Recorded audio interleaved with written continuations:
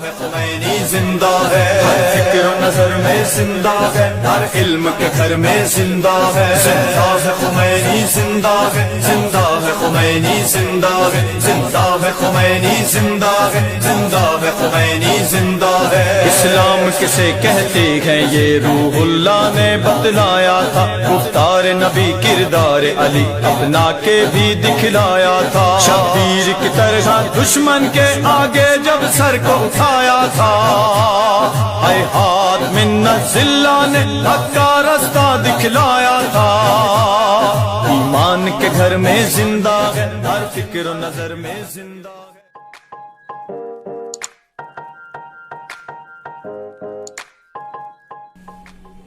اعوذ باللہ من الشیطان الرجیم، بسم اللہ الرحمن الرحیم۔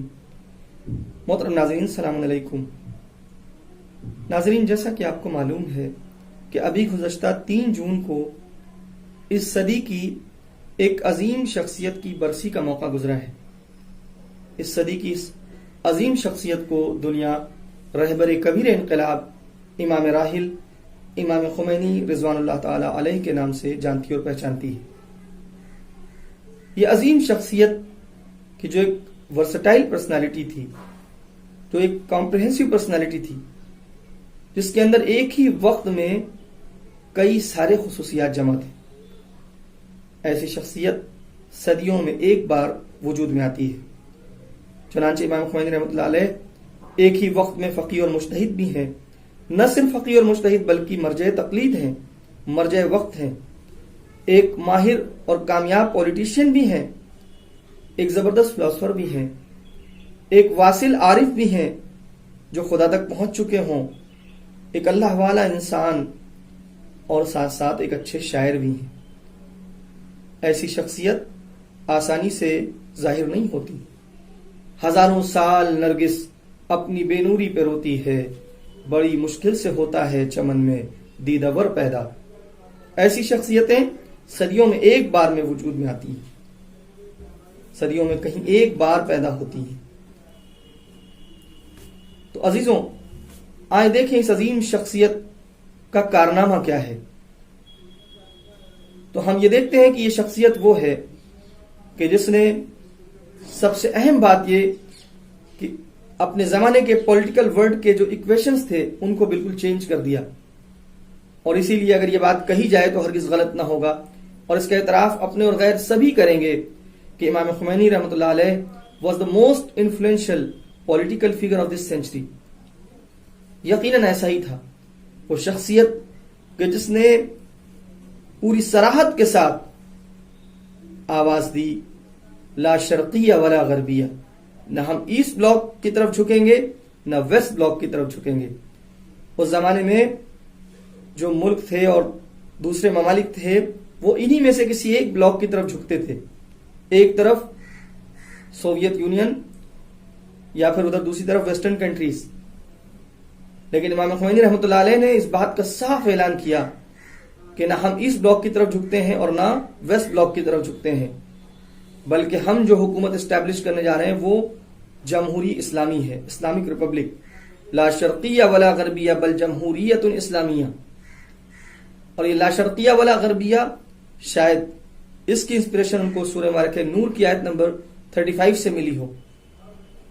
لہذا وہ شخصیت کہ جو خدا کے سامنے پوری طرح سے جھک چکی ہو، جس نے خدا کے سامنے سر تسلیم جھکا دیا ہو، جو اپنے زبان سے ہی نہیں بلکہ دل سے یہ اعتراف کر چکی ہو اللہ اکبر، وہ کسی دنیا کی بڑی طاقت کے سامنے نہیں جھکی، دنیا کی کسی سامراجی طاقت کے سامنے اس نے سر نہیں جھکایا،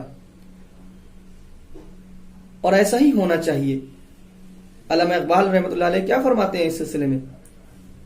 بہترین شعر ہے ان کا کہ وہ ایک سجدہ جسے تو گراں سمجھتا ہے، ہزار سجدوں سے دیتا ہے آدمی کو نجات۔ امام خمینی رحمۃ اللہ علیہ نے حقیقی معنی میں اس ایک کے سامنے سجدہ کر لیا تھا، لہذا اب دنیا کی کسی بڑی طاقت کے سامنے آپ سجدہ ریز نہ ہوئے اور جب ہسائی آپ نے نہ کی۔ نہ صرف یہ کہ سجدہ ریز نہ ہوئے اور سر تسلیم نہ جھکایا، بلکہ سوویت یونین جو اس زمانے میں بہت پاورفل تھا، اس کے سربراہ کو آپ نے دعوت فکر بھی دی نبی کریم صلی اللہ علیہ وآلہ وسلم کی سیرت پر عمل کرتے ہوئے، جیسے انہوں نے اپنے دور کی جو بڑی طاقتیں تھیں ان کے سربراہوں کو خط لکھ کر اسلام کی دعوت دی تھی، اسی طرح امام خمینی رحمۃ اللہ علیہ نے بھی سوویت یونین کے سربراہ کو خط بھیجا اور اسے دعوت فکر دیتے ہوئے اس بات کی طرف متوجہ کیا کہ آج تم اپنی ظاہری حکومت اور ظاہری اقتدار کی وجہ سے جو مغرور ہو اور آج یہ سمجھتے ہو کہ یہ اقتدار اور یہ قدرت ہمیشہ باقی رہے گی، ایسا نہیں ہے۔ میری بابصیرت نگاہیں یہ دیکھ رہی ہیں کہ بہت جلد تمہاری حکومت کی چولیں ہل جائیں گی اور اس حکومت کے پائے کمزور ہیں، ان پر تکیہ نہ کرو، راہ حق پہ آ جاؤ۔ وہی سوویت یونین جس نے پوری دنیا میں کمیونزم کو پروموٹ کیا تھا، جہاں یہ لکھا ہوا تھا، جس کی سرحدوں پہ لکھ دیا گیا تھا کہ اس سرحد میں خدا کی انٹری الاؤڈ نہیں ہے، نعوذ باللہ تعالی، امام خمینی رحمۃ اللہ علیہ نے اسے بھی دعوت فکر دی اور پھر کچھ عرصے کے بعد اس شخصیت کی پیشن گوئی سچ ثابت ہوئی، اس لیے کہ یہ کوئی معمولی انسان نہیں تھے، ان کی نگاہیں بہت دور تک تھیں، بے حد دور اندیش شخصیت امام خمینی رحمۃ اللہ علیہ کی۔ تو آئیں دیکھیں ذرا کہ اس شخصیت کا کارنامہ کیا ہے، امام خمینی رحمۃ اللہ علیہ نے کیا ہے کہ آج ساری دنیا ان کی شخصیت کی معترف ہے، ان کی عظمت کا اعتراف کر رہی ہے۔ تو اس کے لیے تھوڑا سا ہمیں پیچھے جانا ہوگا۔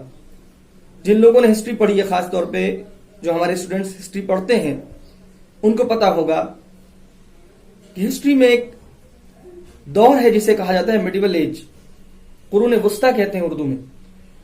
قرون وسطیٰ کے حالات کچھ اس طرح تاریخ میں درج کیے گئے ہیں کہ اس زمانے میں کرسچینٹی پاور میں تھی، چرچز جو تھے ان کے پاس پولیٹیکل پاور بھی تھا، سوسائٹی کے اوپر یہ راج کرتے تھے، لیکن ان لوگوں نے کیا کیا؟ ان لوگوں نے اپنے پاور کا مس یوز کیا، اور وہ بھی دین کے نام پہ مس یوز کیا۔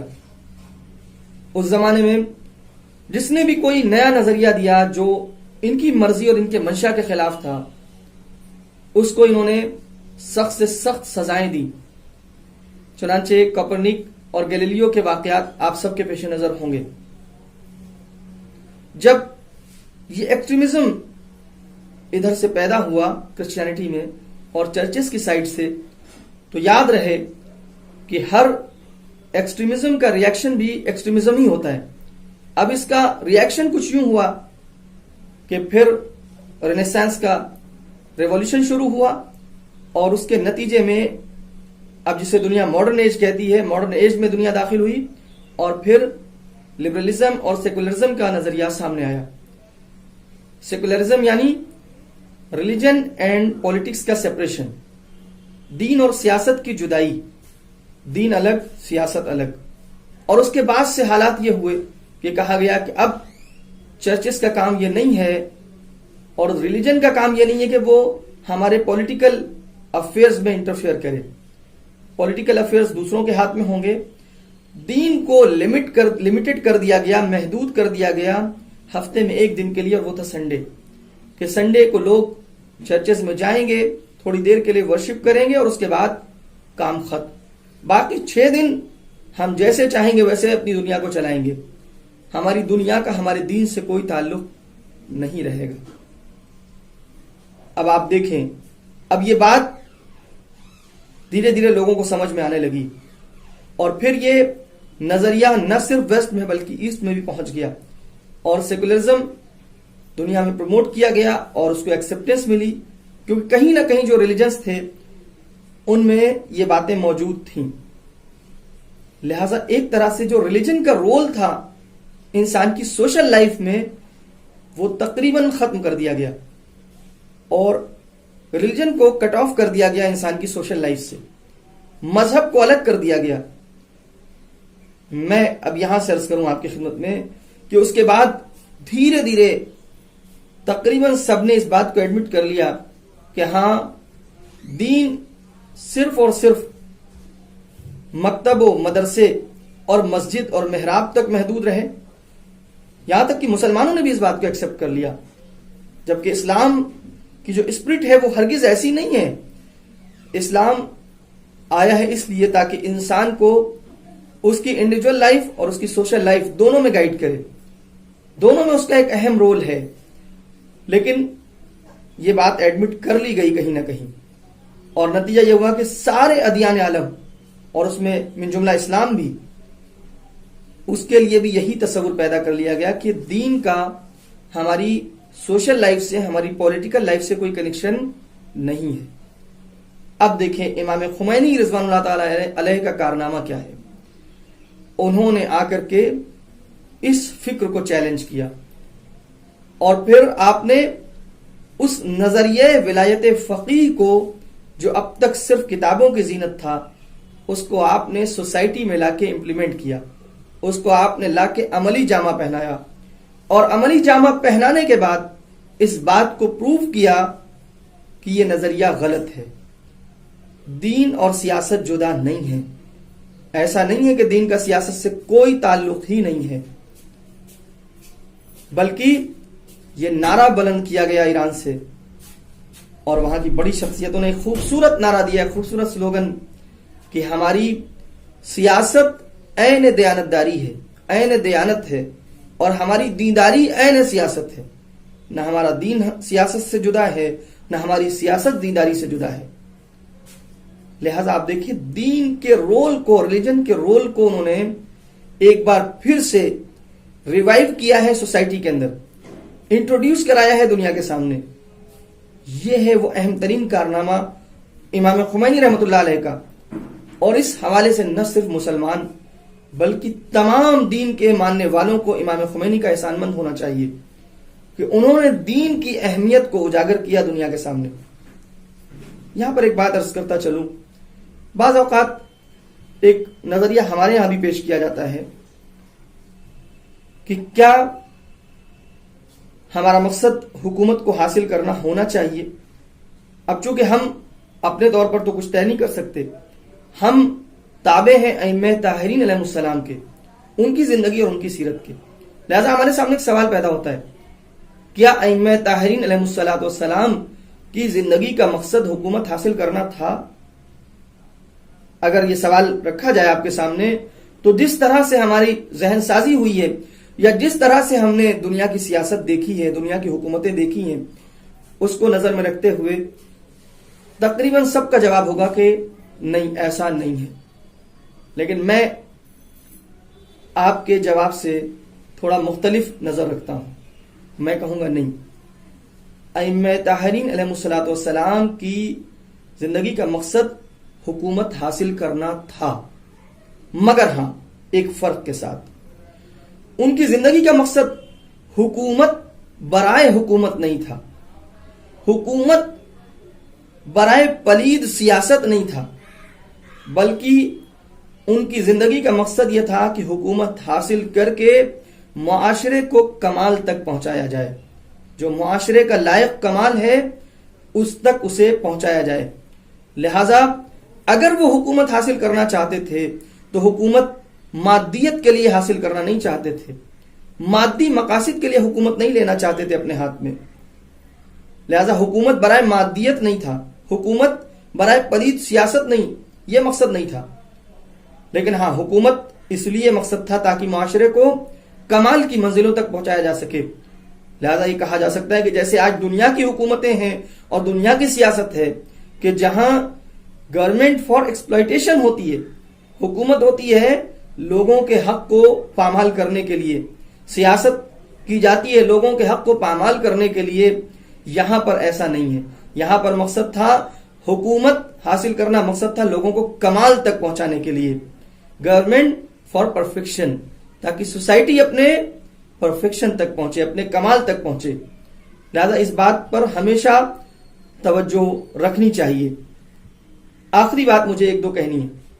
آج ہمارے بعض نوجوان یہ سوچ سکتے ہیں کہ امام خمینی رحمۃ اللہ علیہ نے ایک اسلامی حکومت اسٹیبلش کی، بے شک صحیح، لیکن کیا یہ اسلامی حکومت مادی ترقیات کے اعتبار سے یا ہم کہیں ٹیکنالوجی ایڈوانسمنٹ کے اعتبار سے کیا ان ملکوں کا مقابلہ کر پا رہی ہے جو دنیا کی بڑی بڑی طاقتیں ہیں؟ ان کے پاس ٹیکنالوجی بہت ایڈوانس ہے، ان کے پاس टेक्नोलॉजिकल एडवांसमेंट है, क्या इस्लामी ममलिकत वहां तक पहुंच पाई है? तो देखिए मसला ये है मेरे अजीजों, गौर करें, सिर्फ इस पर्सपेक्टिव से आप कंपैरिजन ना करें। वैसे इस पर्सपेक्टिव से भी कंपैरिजन किया जा सकता है, लेकिन मैं अर्ज करूंगा कि सिर्फ इस पहलू से ना देखें, इस पहलू से तकाबुल ना करें। हाँ, लेकिन अगर इस पर्सपेक्टिव से भी आप देखना चाहते हैं तो मैं आपके सामने वो जाविया भी पेश करता हूं। आप सोचें कि वो एक हुकूमत कि जिससे 40 साल से मुसलसल दुश्मनी की जा रही हो, जब से वो कायम हुई है, उसके ऊपर मुसलसल पाबंदियां आयद की गई हैं, उसके बावजूद भी अगर देखा जाए तो इतनी पाबंदियों के बाद कोई मुल्क टेक्नोलॉजिकल एडवांसमेंट में भी यहां तक पहुंच जाए कि एक न्यूक्लियर पावर बन जाए। अगर हम देखें तो डिफेंस पावर के एतबार से बेहतरीन तरक्की की, नैनो टेक्नोलॉजी के एतबार से ईरान ने बेहतरीन तरक्की की। तो इस तरह बहुत सारी फील्ड्स में ईरान ने तरक्की की है, मेडिकल साइंस में तरक्की की है। अगर कोई इंसान इनकलाब से पहले के हालात और इनकलाब से के बाद के हालात का एक बार कंपैरिजन करता है और जायजा लेता है तो समझ में आएगा कि ईरान ने इन तमाम पाबंदियों के बावजूद बेहद तरक्की की है। लेकिन हाँ, उन मगरबी ममालिक की अगर बात करें तो पहली बात यह है कि वो ममालिक वो हैं जिनके हाथ में तमाम ताकतें हैं, तमाम पावर्स हैं, दूसरे मुल्कों को जिन्होंने दबाया हुआ है और दबा करके जैसा चाहते हैं वैसा करते हैं, जैसा चाहते हैं वैसा करते हैं। दूसरों के रिसोर्सेस को ले लेते हैं अपने हाथों में और उससे जैसा चाहते हैं अपने लिए फायदा उठाते हैं, और फिर जिन मुल्कों पे चाहते हैं सैंक्शंस लगा देते हैं, जो मुल्क उनके सामने न झुकें। लिहाजा अगर देखा जाए तो ये तरक्की सिर्फ उन मुल्कों की तरक्की नहीं है, बल्कि इस तरक्की में नामालूम कितने सारे छोटे छोटे मुल्कों की तरक्की को पामाल किया गया है, कितने सारे छोटे छोटे मुल्कों की तरक्की की राह में रुकावटें पैदा की गई हैं ताकि ये मुल्क तरक्की करें, ये मुल्क फ्लोरिश करें। और इन्होंने उन मुल्कों के ऊपर सैंक्शंस लगाए हैं कि जो इनकी ताबेदारी नहीं करते, इनकी बात नहीं मानते। लिहाजा वो मुल्क ऐसे हैं कि जिनको इन्होंने सैंक्शंस के जरिए से चाहा है कि वो हमारे मुकाबले में ना पाए। आप तसव्वुर करें, अगर 40 साल से ईरान में ये सारे सैंक्शंस और ये सारी प्रॉब्लम्स ना होती तो आज ईरान कहां पर होता, किस जगह पर, टेक्नोलॉजिकल एडवांसमेंट में भी कहां पर स्टैंड कर रहा होता। हर समझदार इंसान इस बात का अंदाजा लगा सकता है। दूसरा मसला, सिर्फ आप इस पर्सपेक्टिव से ना देखें, आप दीनदारी के एतबार से देखें, आप रूहानियत के एतबार से देखें, आप पॉलिटिकल इन्फ्लुएंस के एतबार से देखें। आज इन साम्राज्यी ताकतों को ईरान से प्रॉब्लम क्या है? प्रॉब्लम यही तो है कि दुनिया के बड़े बड़े तरक्की याफ्ता मुल्क इनकी जी हुजूरी करते हैं और पॉलिटिकल स्टैंड्स में आकर के कमजोर पड़ जाते हैं। उनका अपना कोई पॉलिटिकल स्टैंड नहीं है, मगर ये वो मुल्क है जो अपना पॉलिटिकल स्टैंड रखता है और उसके ऊपर डटा रहता है और इनके सामने झुकता नहीं है। इन्होंने बहुत कोशिश की कि मिडिल ईस्ट को अपने कब्जे में कर लें और मिडिल ईस्ट पे इनका इन्फ्लुएंस हो जाए, मगर उसके बिल्कुल बरखिलाफ ईरान इस्लामी का इन्फ्लुएंस बढ़ता चला गया। ये बातें हैं जो इनकी आंखों में खटकती हैं। लिहाजा आप गौर करें कि सिर्फ इन मादी तरक्कियात से मरऊब ना हो, इनसे धोखा ना खाएं और इनसे आप मुतासिर ना हो, इनसे इंप्रेस ना हो, बल्कि आप ओवरऑल एक कंपैरिजन करें तो आपको समझ में आएगा कि ईरान इस्लामी ने कितनी तरक्की की है। अब एक बात जो मुझे कहनी वो ये है कि हाँ, ये बात जरूर है, इस बात का हम सब एतराफ करते हैं और खुद रहबर मौज़म इनक़िलाब जो सरबराह ममलिकत इस्लामी है वो इस बात का एतराफ करते हैं कि ऐसा नहीं है कि हम अपनी आइडियल स्टेज तक पहुंच गए हैं, हम अप टू मार्क हैं। वो खुद इस बात का एतराफ करते हैं कि मसलन सोशल जस्टिस के मामले में अभी हमें जहां तक पहुंचना था वहां नहीं पहुंच सके, लेकिन हाँ ये जरूर है कि हमारी डायरेक्शन सही है, हम कोशिश मुस्तकिल उसके लिए कर रहे हैं। लेकिन जाहिर है कि हुकूमत एक फर्द से नहीं चलती, अफराद से चलती है। निजाम और सिस्टम अफराद से चलता है, उसमें अच्छे बुरे तमाम तरह के अफराद होते हैं और फिर एक गैर मासूम के हाथ में हो हुकूमत, गरचे वो आदिल है और उसकी अदालत का क्या कहना, लेकिन बहरहाल गैर मासूम है, इल्म गैब नहीं रखता।